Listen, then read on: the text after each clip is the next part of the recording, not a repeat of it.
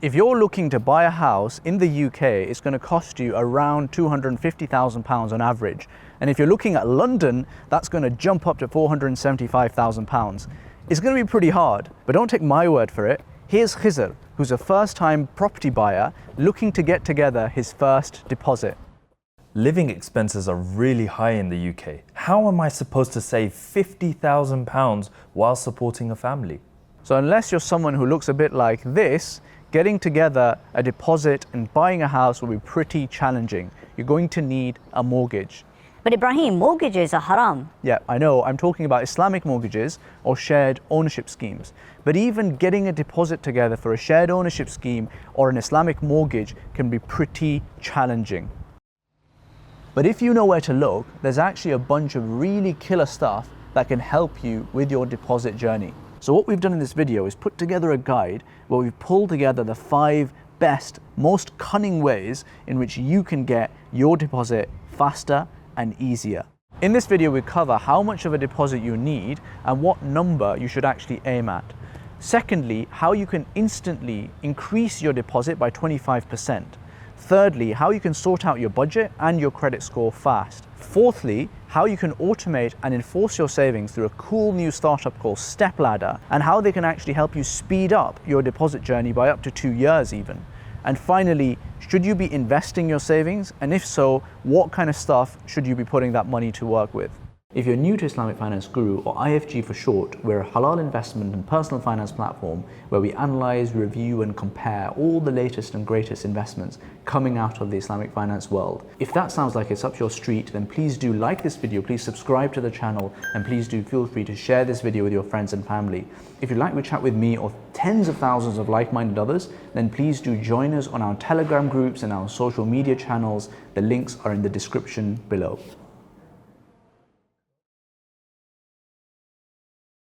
Most of our audience will want to use an Islamic mortgage. Unfortunately, the requirements for deposits with Islamic mortgages can be pretty formidable.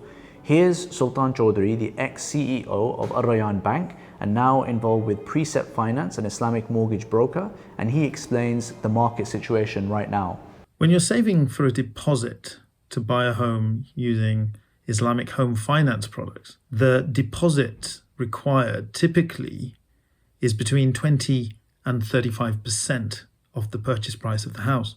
Don't forget, you'd also have to add the fees to the provider, your legal fees for conveyancing, and stamp duty too. There are options where your deposit might be lower, such as a shared ownership scheme. That could be 10 to 15%. In the past, there were products for first-time buyers that allowed you to put 5 to 10% down as a deposit. They're not available right now, but we expect to see some of those products come back into the market in about, in the medium term, in a few months' time.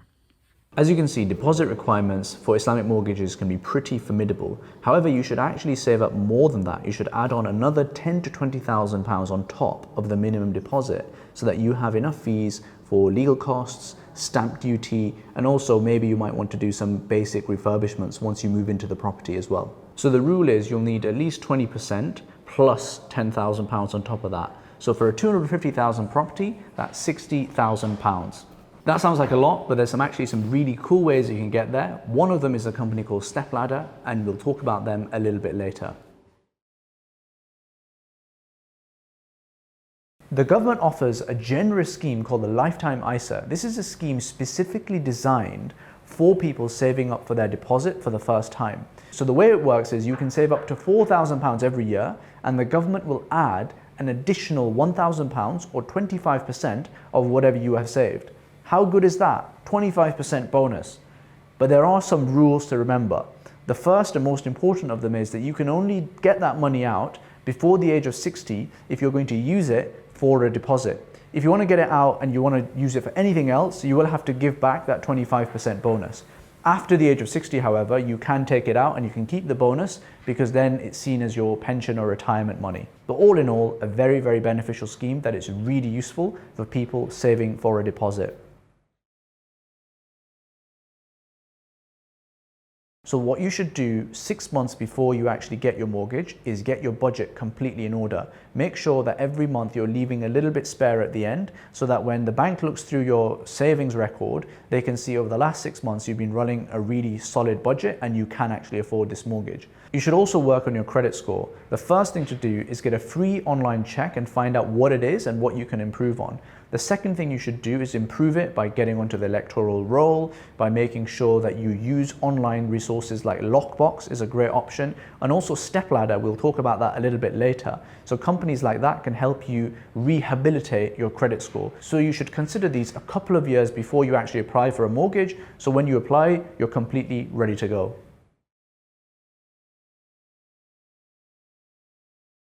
Remember when your parents were part of these committees? Every part of the world has its own name for it, but the basic concept is the same. The idea is that you have a bunch of people come together as part of a circle to save up money. And every month they contribute in the same amount and everyone else does the same thing. And randomly every month, that entire pot of money is allocated to one person. Well, there's now a digital version of that. It's called Stepladder. We love what these guys have done, taking a simple concept that's centuries old and bringing it up to the 21st century. The way it works is that you automatically contribute in every month from your bank account into a central pot, and Stepladder will then use that money and randomly allocate it to one of the people that are participating as part of the circle. Stepladder charge a small admin fee to manage all of the technology and the payments. There are two very nifty things about Stepladder. The first is it enforces your savings and it automates that entire process. Here's a video from Stepladder explaining how it works.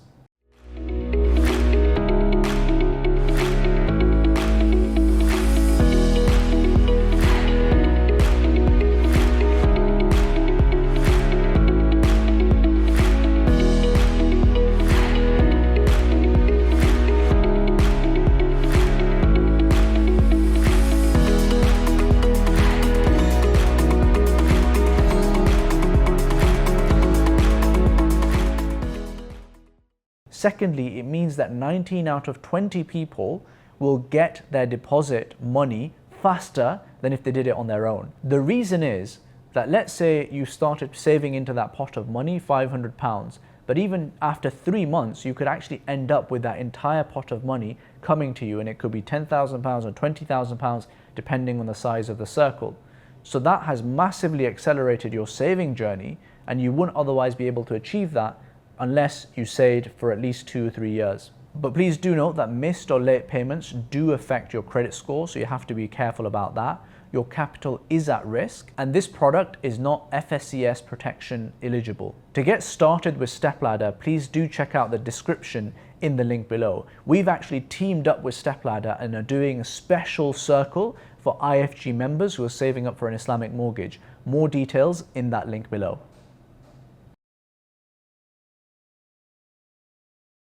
When it comes to investing, it all comes down to timelines and the appropriate levels of risk for that investment. If you're saving into a lifetime ISA, which you should do by the way, because I think it's a no-brainer given the government's bonus that you're getting, you should probably consider some kind of diversified Islamic fund and just let the bonus do the talking. The diversified Islamic fund makes sure it's fairly steady and risk-free, and then you just make sure that you get the bonus.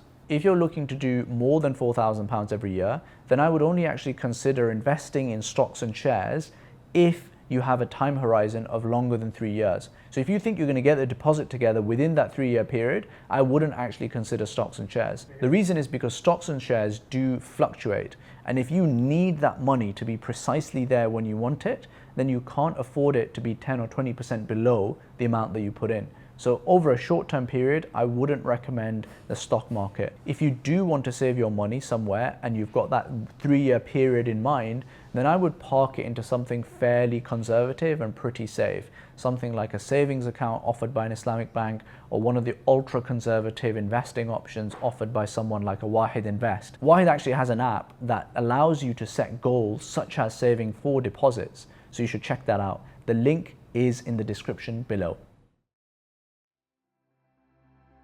For those who are in stable and safe jobs, we're actually really genuinely excited about the potential right now. We think with Stepladder you can accelerate your deposit saving journey and add that with a lifetime ISA and a bit of personal savvy, and you can actually add a bit more money into that deposit pot as well. Are you on this journey right now? If so, we'd love to hear from you about your story and your ups and downs as well. Until next time, Assalamu alaikum.